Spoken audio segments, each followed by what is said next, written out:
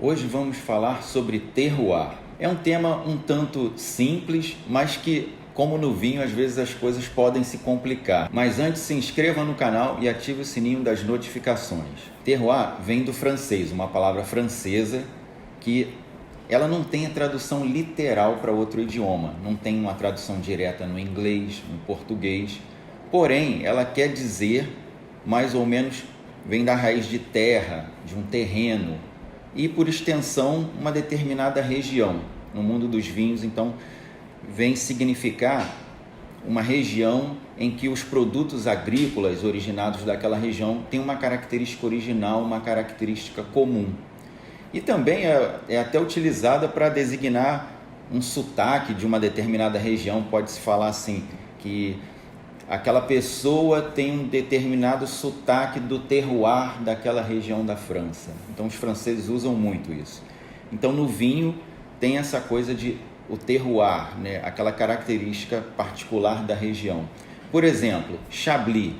Tem a região de Chablis na França. Se você for beber um vinho Chablis, você sabe que você vai beber um Chardonnay mineral, cítrico, bem refrescante. Então essas características já são que indicam aquele terroir daquela região na Borgonha, bem ao norte da Borgonha, que é a região de Chablis, na França. Mas para a gente se aprofundar um pouquinho mais em terroir, eu vou ler uma definição para vocês que o INAO, o órgão responsável pelas denominações de origem na França, fez sobre terroir, para a gente poder ver os pontos principais e a gente se aprofundar com mais leveza depois. O INAO diz o seguinte, que terroir é um espaço geográfico delimitado no qual uma comunidade humana constrói, ao longo de sua história, um saber coletivo de produção baseado em um sistema de interações entre um meio físico e biológico e um conjunto de fatores humanos.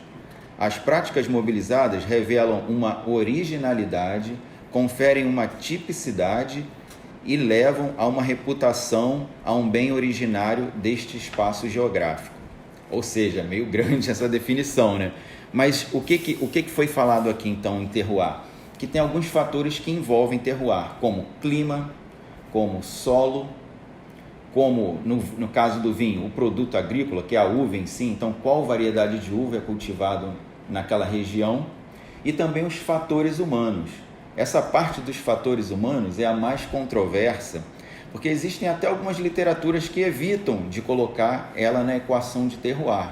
Mas a grande maioria diz que sim, que o fator humano é importante para o terroir.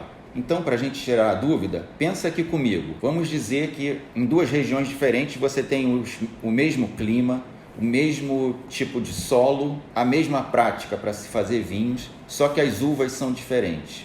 Se as uvas forem diferentes, então provavelmente os vinhos vão ter características diferentes.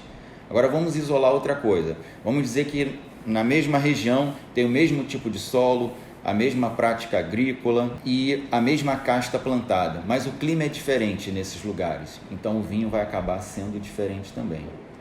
Isolando outra coisa, que é o solo, né? Então tem o mesmo clima em duas regiões, as mesmas práticas, as mesmas uvas, mas os solos são diferentes. Provavelmente os vinhos também vão ter características diferentes. E por último, a gente pode ter em duas regiões diferentes o mesmo clima, o mesmo tipo de solo, o mesmo tipo de uva, só que práticas de produção diferentes, né? Então, o enólogo, o grupo de produtores que estão naquelas duas regiões diferentes podem ter formas diferentes de conduzir o vinhedo, de produzir o vinho, e a gente vai ter vinhos com características bem diferentes. Então, pensem aqui comigo, nesses 4 fatores. Clima. Olha só, tem lugar que tem uma média de temperatura diferente da outra, tem lugar que é mais fresco, tem lugar que tem um clima mais moderado, outros que é um pouco mais quente. Então, às vezes tem até temperatura parecida, mas pode ter níveis de insolação, né, de incidência solar diferente.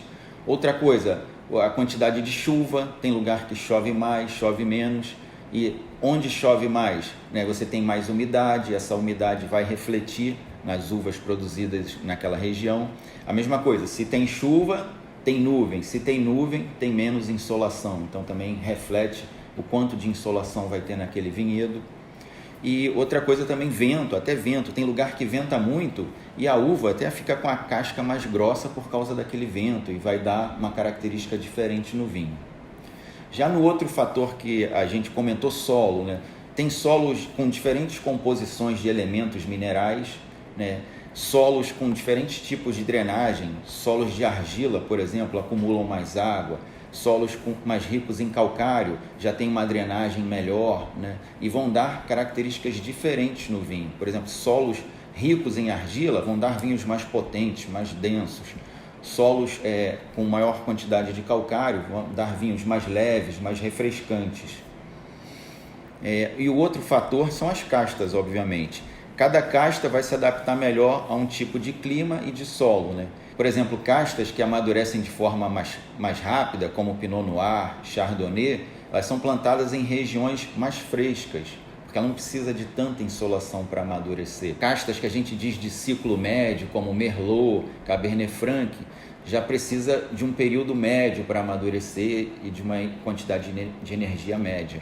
Castas de um ciclo mais longo de amadurecimento, como a Garnacha, a Carignan, elas precisam de mais insolação, de um ciclo maior para amadurecer. Por isso você vai ver diferentes castas plantadas em diferentes locais, porque elas se dão melhor com as características climáticas e de solo daquele local. Então lá elas vão amadurecer melhor. E por último, o fator humano, né? A gente vai ter, o homem vai poder intervir na forma que ele vai conduzir a videira, na forma que ele vai podar a videira, na data que ele vai colher a uva. Ele pode colher um pouco antes, um pouco depois. Isso vai muito de acordo com a prática daquela região. E também a forma de se vinificar, de transformar aquela uva em vinho. Porque o que o enólogo vai poder fazer? Ele vai poder mudar a temperatura de fermentação daquelas uvas, né? Se usar uma temperatura mais alta de fermentação, vai extrair mais cor, mais tanino do vinho. Uma temperatura mais baixa vai tentar preservar mais aromas primários do vinho e vai extrair menos do vinho. Outra coisa é o tempo de fermentação. Quanto mais tempo fermentando, também o vinho vai ficar mais potente, mais extraído. Quanto mais fizer práticas para manipular esse mosto, como pigeagens, remontagens, que são práticas que o enólogo usa, mais ele vai extrair da uva e o vinho vai ficar mais concentrado. Por exemplo, a gente vê vinho Pinot Noir. Normalmente é um vinho leve, né? Porque a uva tem casca fina, extrai pouco material e fica aquele vinho mais claro, mais leve, sem tanto tanino. Mas um enólogo ele pode fazer uma extração mais prolongada, manter o mosto mais tempo em contato com as cascas, usar certas práticas.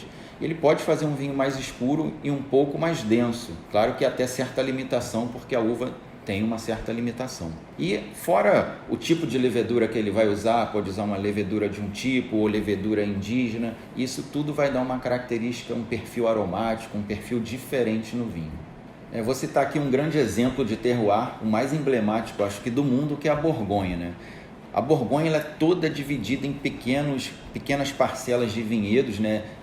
Essas parcelas já estão bem conhecidas de tantos anos cultivando as uvas ali, estudando, né? Vendo os resultados que tinha com a colheita das uvas.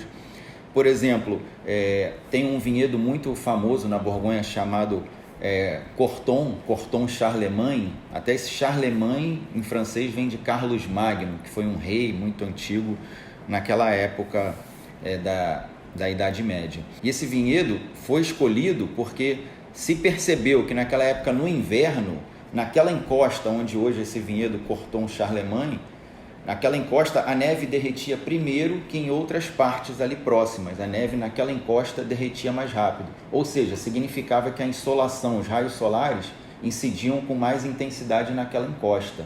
Então eles identificaram como um vinhedo muito bom porque tinha boa insolação, que a Borgonha é uma região fria, né?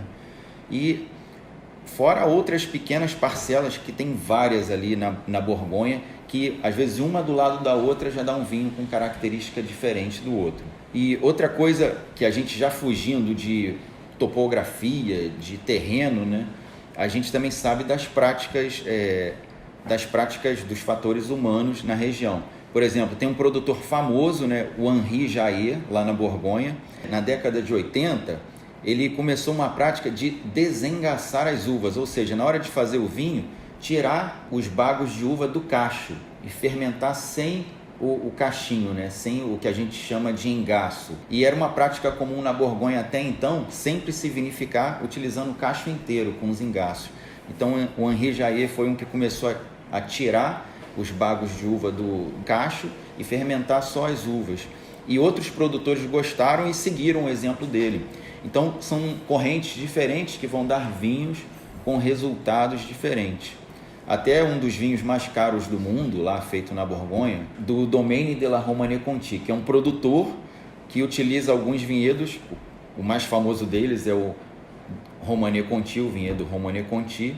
Ele faz um dos vinhos mais caros do mundo. Mas esse que eu citei, que desengaça as uvas, o Henri Jayer, uma vez um vinho dele foi leiloado, chamado Henri Jayer Richebourg, que é desse vinhedo Richebourg, e ele já foi leiloado mais caro que o Romanée Conti, e feito por esse método de desengaçar as uvas. Então a gente vê que tem práticas diferentes, mas ambas as práticas, apesar de dar vinhos diferentes, podem fazer vinhos de excepcional qualidade. Agora, citando outro exemplo de fator humano, como influencia no terroir, né? Por exemplo, em Beaujolais. Beaujolais, a gente tem aqueles vinhos Beaujolais Nouveau, que são feitos desde a década de 50, que é um vinho com pouco tanino, leve, refrescante, mas um vinho tinto que dá uns aromas de tutti-frutti, banana. E tudo bem, eles utilizam um processo específico lá, de maceração carbônica, que dá esses aromas, mas também a levedura que eles utilizam lá, que é uma levedura chamada 71B, essa levedura ajuda a dar essa característica de banana. Então, para a gente ver como o terroir é uma coisa complexa. Então, as práticas enológicas, né, a levedura que utiliza na região, isso também influencia muito no terroir. Não é só clima, não é só casta, não é só solo. E aqui, ó, vou citar agora 2 exemplos de terroirs distintos e que dão vinhos bem diferentes, né, que vai exemplificar tudo isso. Eu peguei aqui, ó, um vinho de Bordeaux e um vinho do sul da França, do sul do Rhône, da denominação Châteauneuf-du-Pape. Então aqui, por exemplo, em Bordeaux, aqui um clima mais moderado, aqui já no sul do Rhône, um clima um pouco mais quente. Aqui em Bordeaux, a gente já tem mais incidência de chuva, aqui já tem menos incidência de chuva. Último, até a forma como as videiras são plantadas, né?